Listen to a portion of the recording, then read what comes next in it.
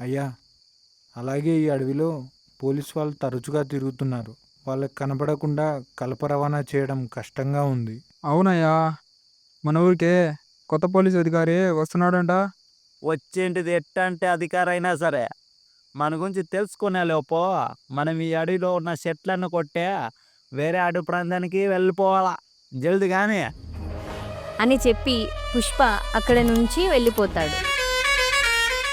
మరుసటి రోజు పుష్ప చిన్ననాటి స్నేహితుడైన కానిస్టేబుల్ కేశవ కొత్తగా వచ్చిన ఎస్ఐ షికావత్ని పోలీస్ స్టేషన్కి తీసుకువెళ్తూ ఉండగా, అదేంటి కేశవ, మొన్నొచ్చినప్పుడు అడవంతా చాలా అందంగా చెట్లతో ఉండేది.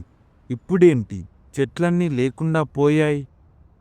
ఏం చెప్పమంటారు సారు, అడవిలో చెట్లను కొట్టే వాళ్ళు ఎక్కువైపోయి ఇలా అయిపోయింది. ఈ ప్రాంతంలో పంటలు బాగానే పండుతున్నాయి కదా, వ్యవసాయం మానేసి చెట్లను కొట్టవలసిన పని ఏముంది? ఈ ప్రాంతం ప్రజలంతా డబ్బుకి బానిస అయిపోయారు సారు. అక్రమంగా చెట్లు నరికి అడ్డదారులు ఎదగాలనుకుంటున్నారు. అలా ఈ అడవినంతా నరికేశారు సారు. అలా ఎవరికిష్టం వచ్చినట్టు వాళ్ళు నరికేస్తుంటే మీరంతా ఏం చేస్తున్నారు?